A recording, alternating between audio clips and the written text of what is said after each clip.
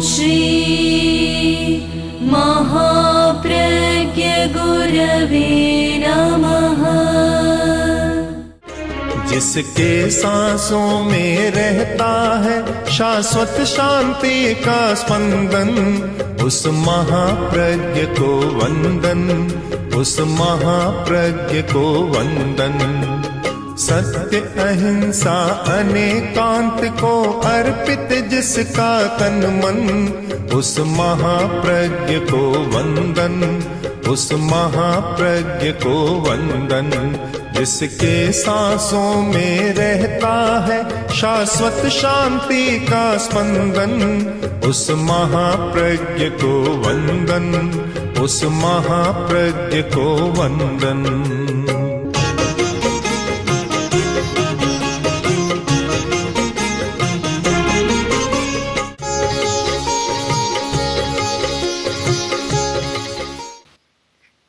शब्द और अर्थ, इसका विवेक बहुत जरूरी है। भाषा का विवेक जैन साहित्य में, आगम साहित्य में भाषा का विवेक बहुत दिया गया है और भाषा के विवेक पर बहुत विस्तार से बतलाया गया है। बोलना तो होता है और सारा व्यवहार शब्दों के आधार पर, भाषा के आधार पर हमारा चलता है। अगर सब मौन कर लें तो व्यवहार आधा हो जाए। पहली बात तो है कि जहाँ भी दो मिलते हैं बात शुरू हो जाती है, और मौन है तो शब्दों की दुनिया थोड़ी छोटी हो जाएगी। और सबके सब मौन रखें तो शायद शब्दों की दुनिया बहुत सिकुड़ जाएगी, बहुत छोटी हो जाएगी। पर रहा नहीं जाता, दो मिलेर बात शुरू न हो तो आश्चर्य की बात होती है। बात हो जाती है। कभी कभी हमारे पास हमारे छोटे छोटे साधु बैठे रहते हैं, उनका भी वार्ता का दौर चक्र चलता है, पूरा नहीं होता। मैं पूछता इतनी क्या बात है?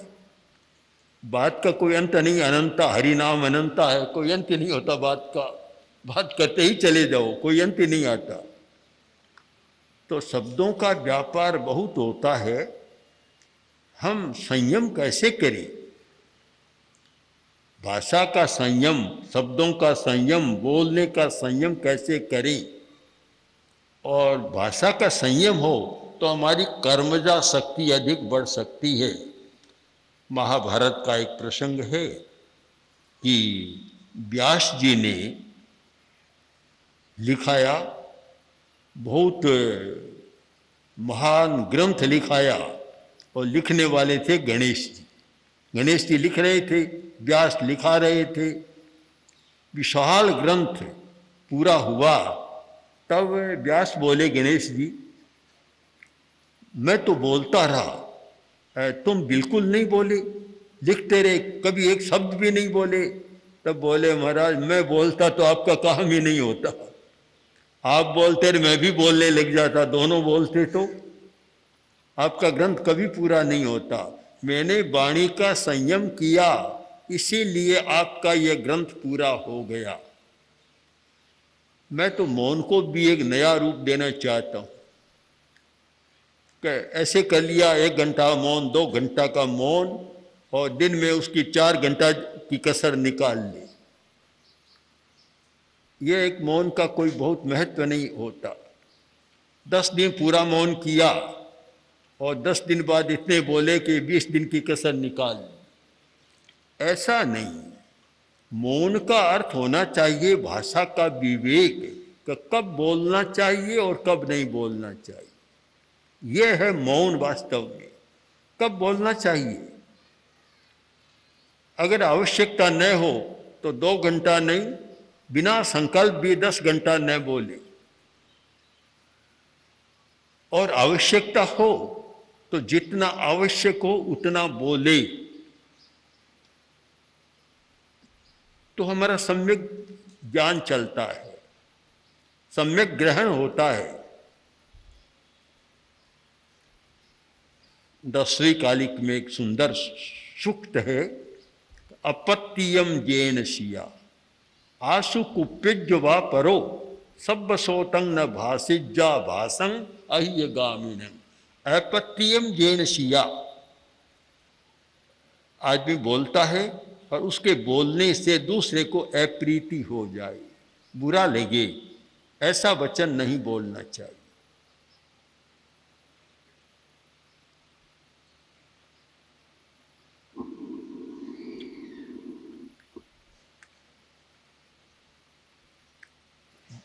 क्योंकि हिंसा है। हिंसा का अर्थ कोई मारना ही नहीं है, सताना ही नहीं है। एक कटु शब्द इतनी बड़ी हिंसा कर देता है कि शायद शस्त्र नहीं कर सकता। इसीलिए भाषा का विवेक जरूरी है। और अहिंसा में विश्वास रखने वाला व्यक्ति, अहिंसा का आचरण करने वाला व्यक्ति अगर भाषा का संयम नहीं रख पाता तो वह अहिंसा की आराधना कर नहीं सकता। आज हर क्षेत्र में इसकी जरूरत है। धर्म के क्षेत्र में भी यह वाचिक हिंसा काफी होती है। एक दूसरे पर आक्षेप प्रत्याक्षेप काफी चलता है और इसीलिए सांप्रदायिक झगड़े भी हो जाते हैं, कटुता भी बढ़ जाती है। तो धर्म के क्षेत्र में चलता है तो राजनीति का क्षेत्र तो है ही इसका, वहाँ तो बहुत चलता है। आक्षेप प्रत्याक्षेप और कटु शब्दों का प्रयोग, पूरा एक शब्दकोश बन सकता है, इतना चलता है। बड़ी बड़ी संस्थाओं की मीमांसा की जाए तो पता चलेगा कि शायद मौलिक काम, आवश्यक काम जो करने का होता है वह तो कम होता है और शब्दों की लड़ाई में समय ज़्यादा बीतता है। शब्दों की लड़ाई, उसमें समय बहुत लग जाता है।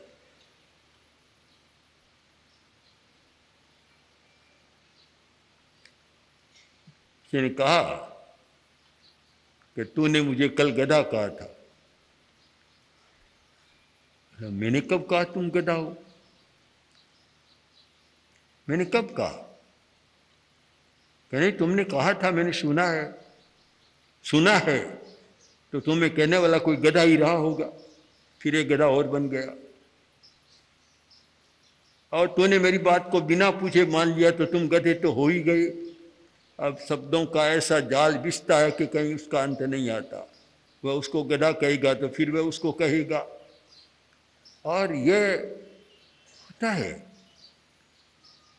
कि जो शिक्षा के संस्थान है वहाँ भी शब्दों का समीचीन प्रयोग होना चाहिए, पर जब आवेश होता है वहाँ भी नहीं होता। एक लड़का दुकान पर गया, चश्मा की दुकान थी, वहाँ गया, बोला कि मुझे एक चश्मे की ज़रूरत है। बोलो नंबर के नंबर नहीं चाहिए, तो क्या मेरे मास्टर के लिए मुझे चश्मे की ज़रूरत है। क्यों? कि वे हमेशा मुझे गधा कहते, तो उनका अब चश्मा बदल दो जिससे मैं उनको गधा दिखता हूँ तो अब गधा नहीं दिखूँ, बस उस चश्मे की जरूरत है। इसका मतलब वहाँ भी चलता है। हर जगह अप्रीतिकारी भाषा का प्रयोग चलता है।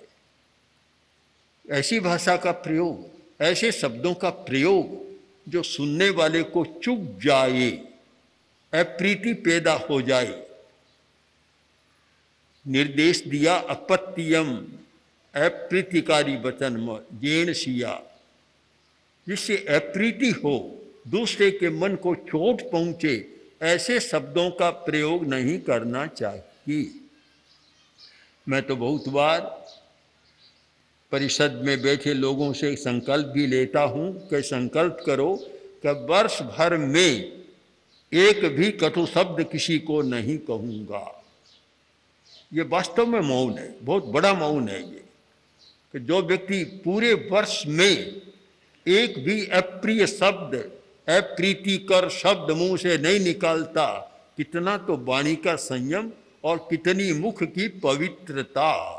मुंह में एक शब्द भी कटु गलत निकलता है तो मुख भी अपवित्र होता है। मस्तिष्क भी अपवित्र होता है। तो कितना बड़ा संकल्प है ये, बहुत बड़ी साधना है।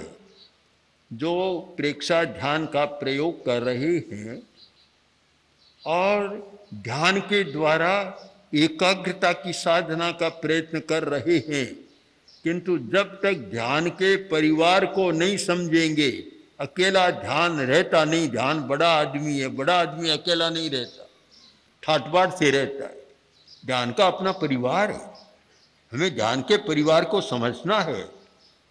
और बहुत सारे पुराने योगियों ने ध्यान के परिवार की चर्चा की है कि ये ध्यान का परिवार है। तो ध्यान का परिवार है, उसमें यह भाषा का विवेक, भाषा का संयम, यह ध्यान का परिवार है। अगर भाषा का संयम नहीं है और आपने कहा कि मूर्ख कहीं का कितना बोल रहा है, बिना मतलब जा एकांत में बैठ जा, 10 मिनट ध्यान कर ले। अब वह ध्यान में बैठेगा तो क्या याद आएगा, ध्यान क्या होगा? जो मूर्ख का वही शब्द सामने चक्कर लगाएगा कि मुझे उन्होंने मूर्ख कह दिया। वही बात ध्यान में आएगी, क्योंकि शब्दों की पकड़ हमारी इतनी होती है कि शब्द को पकड़ लेते हैं। शिष्य आया गुरु के पास और मुझे ध्यान कराओ। गुरु ने कहा ठीक है, मैं तुझे ध्यान सिखाऊंगा, अभी जाओ तुम बैठ जाओ, ध्यान शुरू करो। पर देखो, एक बात का ध्यान रखना है कि ध्यान करते समय बंदर तुम्हें याद नहीं आना चाहिए। बैठ गया, 1 घंटा ध्यान किया, आया और गुरु ने कहा बोलो ध्यान कैसा रहा? कि कैसा क्या रहा, बंदर अलग हुआ ही नहीं। घंटा भर बंदर ही बंदर सामने रहा मेरे। तो शब्दों की बहुत पकड़ है, आदमी शब्द को पकड़ता है। भलाइयाँ भी बहुत सारी शब्दों के माध्यम से होती है, तो लड़ाइयाँ भी बहुत सारी शब्दों के माध्यम से होती है। एक शब्द बिना सोचे समझे मुंह से ऐसा निकल जाता है कि उसके आधार पर लड़ाई शुरू हो जाती है, और एक शब्द ऐसा निकलता है कि उसके आधार पर लड़ाई बंद भी हो जाती है, बंद भी हो जाती है। तुम कैसे शब्दों का विवेक करें? शब्दों का प्रयोग करने वाला भी बहुत चतुर होना चाहिए कि कैसे शब्दों का प्रयोग करता है। मैं सोचता हूं कि ध्यान के द्वारा ये दोनों चेतना हमारी जागृत होनी चाहिए कि शब्द का प्रयोग कैसे हो, भाषा का प्रयोग कैसे हो, और जो भी शब्द है उसका सम्यक ग्रहण कैसे हो। अगर सम्यक ग्रहण नहीं होता तो बहुत बार लड़ाइयाँ ठीक समझे बिना होती है, समझता नहीं है सबको और लड़ाई शुरू हो जाती है। सम्यक ग्रहण भी बहुत बड़ी बात है। कहा कछु ने समझा कछु, आंखरो ओखद पूठे घसू। कुछ कहा कुछ समझ गया, ये बहुत समस्या होती है। कि मालिक ने कहा कि देखो तुम जो भी काम करो, कोई मूर्खता का काम कर लिया कि देखो जो काम करो पहले मुझे पूछ लिया करो, मुझे पूछे बिना कोई काम मत किया करो। नौकर आया एक दिन, आकर बोला कि मालिक बिल्ली दूध पी रही है और आप कहो तो हटा दूं। अरे पहले हटा देता, तो आपने तो कहा था बिना पूछे कोई काम नहीं करना, कैसे करूं? कर नहीं सकता मैं तो। ऐसा ही प्रसंग दूसरा बना। एक दिन आया कि मालिक बंदर कपड़ा फाड़ रहा है आपका। अरे हटा देता, कि कैसे हटाऊं? आपने कहा मुझे पूछे बिना कोई काम मत करना। और एक दिन तो ऐसा प्रसंग आया कि मालिक डूब रहा था, नदी में गया स्नान करने, डूब रहा था। खड़ा खड़ा देखता है कि खड़ा खड़ा क्या देख रहा है, निकालता नहीं है, पकड़ता नहीं है। तो आपने कब कहा? आपको कहा हुआ है बिना कहे कोई काम नहीं करना, तो मैं कैसे कर सकता हूँ? जहाँ सम्यक ग्रहण नहीं होता वहाँ अर्थ का अनर्थ होता है। कुछ कहा जाता है और कुछ समझा जाता है। हमारी वह विवेक चेतना भी जागृत हो जिससे सामने वाले व्यक्ति के अर्थ को हम समझ सकें कि वह किस आशय से कोई बात कह रहा है। आशय तो यह था, कभी कोई भी ऐसा काम करे जो तू नहीं जानता, बड़ा काम हो तो पूछे बिना मत करना है। उसने पकड़ लिया उस शब्द को पकड़ लिया, अर्थ तक नहीं जा सका, अर्थ को नहीं समझ सका, तो चाहे तो बिल्ली दूध पिए तो भी नहीं हटाना, चाहे बंदर कपड़ा फाड़े तो भी नहीं अलग करना, चाहे मालिक डूबता हो तो भी उसको नहीं पकड़ना। ये एक सम्यक ग्रहण है। जहाँ शब्द के अर्थ का सम्यक ग्रहण नहीं होता वहाँ भी बड़ी समस्याएं पैदा होती है। और बहुत बार ऐसे शब्दों का प्रयोग होता है कि लड़ाई झगड़े शुरू हो जाती है। अब जैसे मारवाड़ी में थे कहते हैं थे, छोटे को कहते हैं तू, बड़े को कहते हैं थे। हिंदी में आप चलता है। अब थे किसी को कह दे, थे का अर्थ नहीं जानता हो तो लड़ाई हो जाती है कि तुमने मेरा अपमान कर दिया, मुझे अब आप नहीं कहा, थे कह दिया। मैं नहीं जानता, मारवाड़ी में तो थे आपका ही अर्थ है, पर समस्या पैदा हो जाती है। तो इस प्रकार हमें सम्यक ग्रहण की शक्ति का विकास करना चाहिए और बोलने की शक्ति का भी सम्यक हमारा विकास होना चाहिए।